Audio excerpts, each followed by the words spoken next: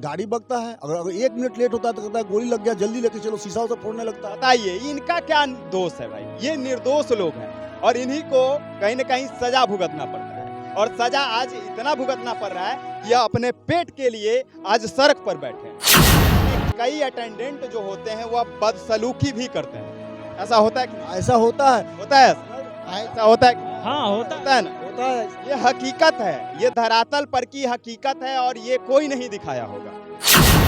आज से कोई भी एम्बुलेंस चालक ऐसे हों जो आपके सेवा के लिए हाजिर रहते हैं, उनके साथ गलत व्यवहार मत कीजिएगा, दुर्व्यवहार मत कीजिएगा, क्योंकि जैसी जिंदगी आपकी है वैसी ही जिंदगी इनकी भी है।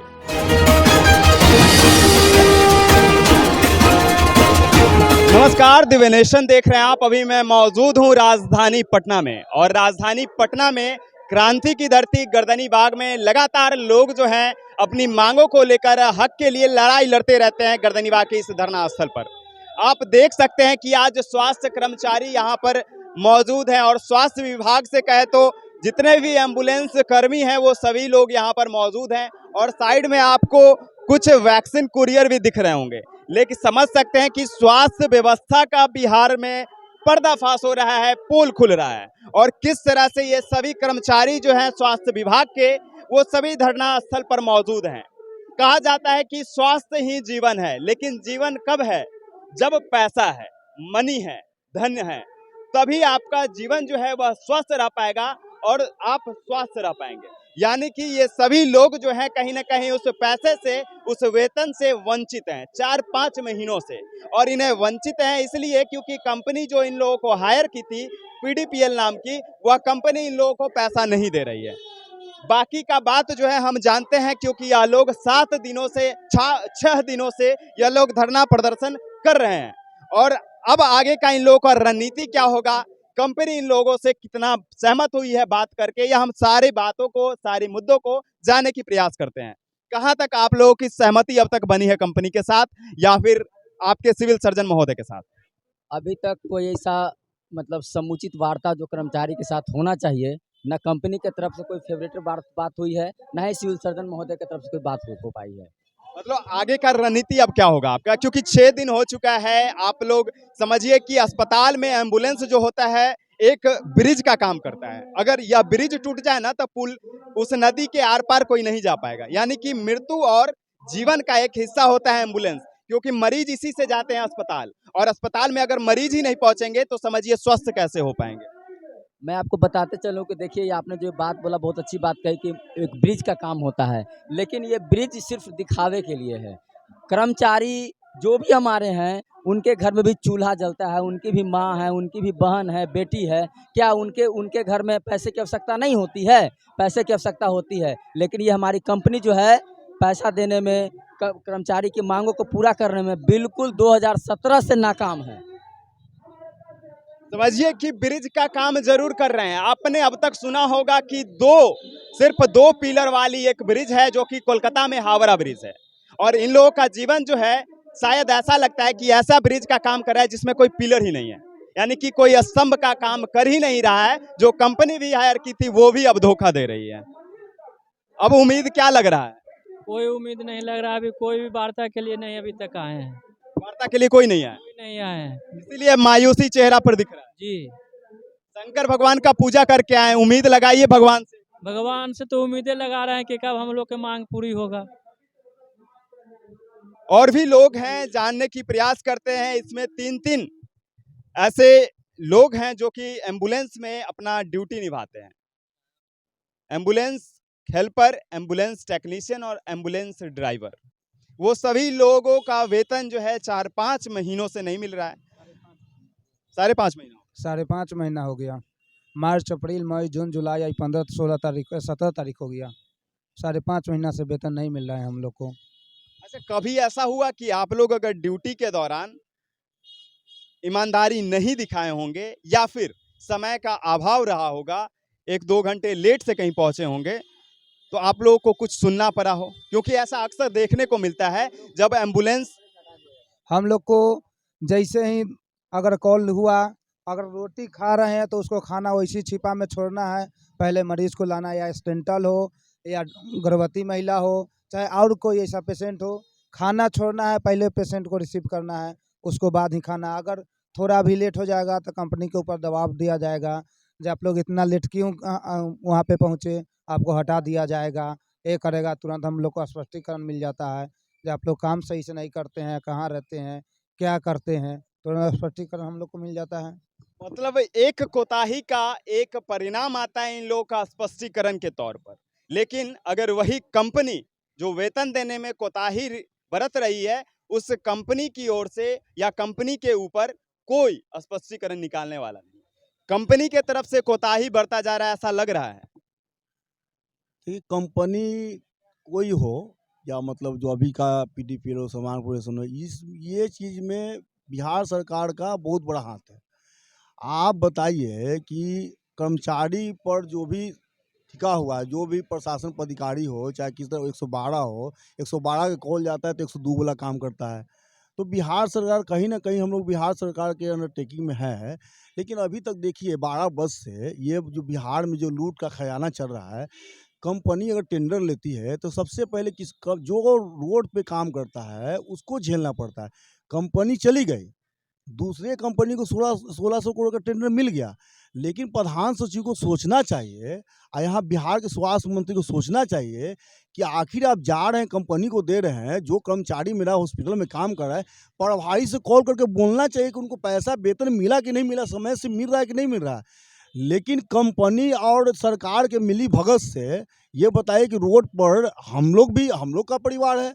अभी बताते रात एक घटना, मेरे परिवार को तबीयत खराब हो, गाड़ी नहीं मिल रहा था 102।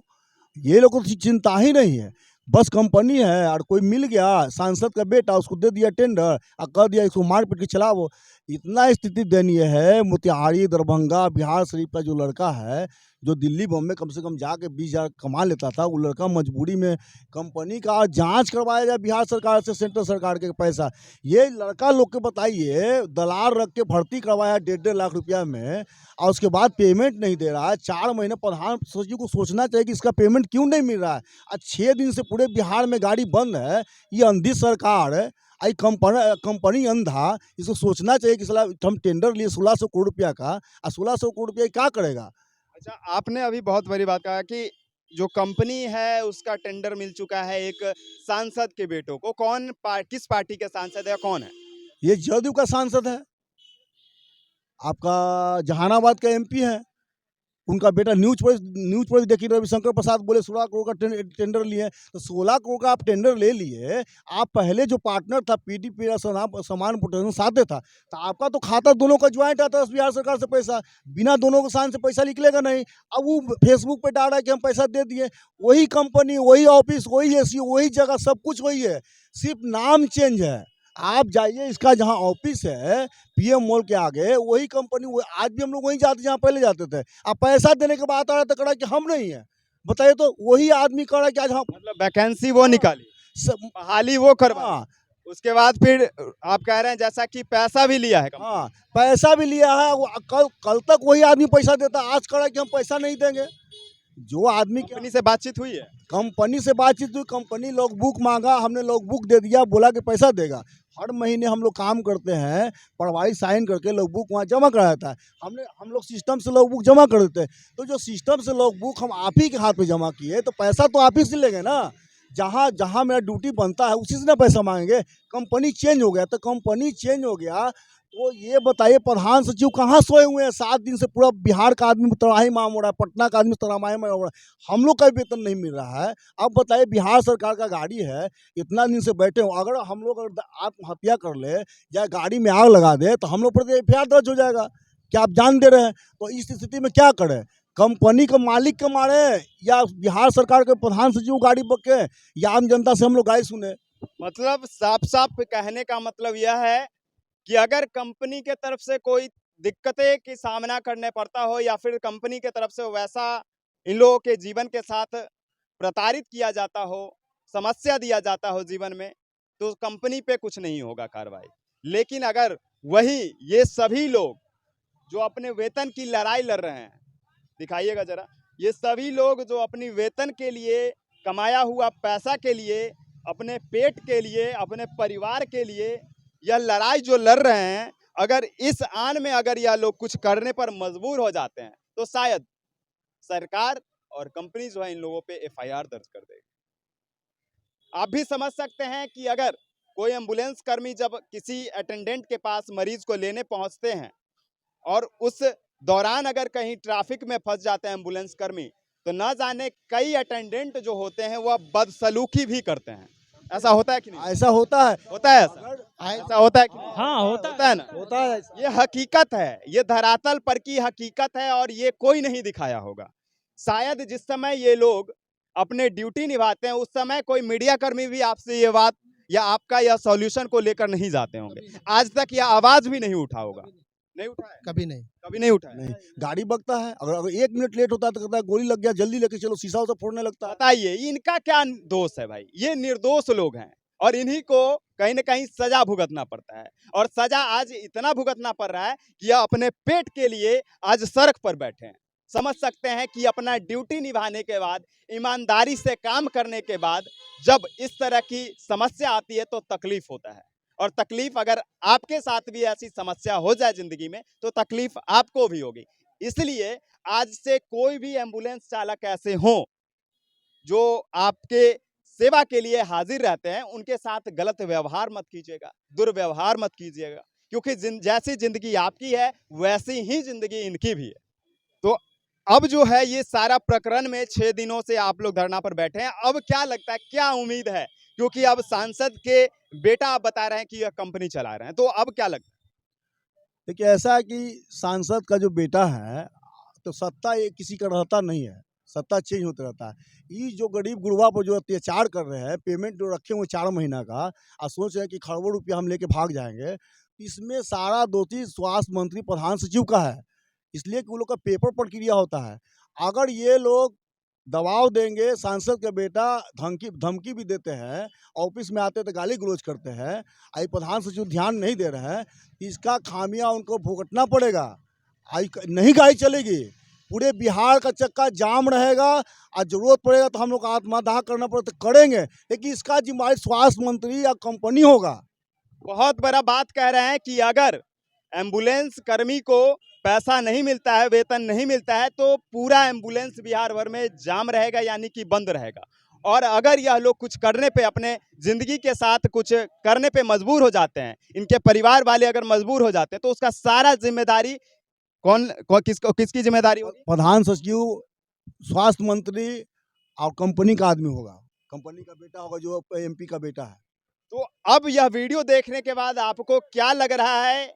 इन लोगों के साथ जो खिलवाड़ किया जा रहा है, आप इस वीडियो को देखने के बाद हमारे इस वीडियो के कमेंट बॉक्स में अपनी प्रतिक्रिया अवश्य दें। इनके साथ जो इस तरह की व्यवहार हो रही है, कितना सही और कितना गलत। धन्यवाद।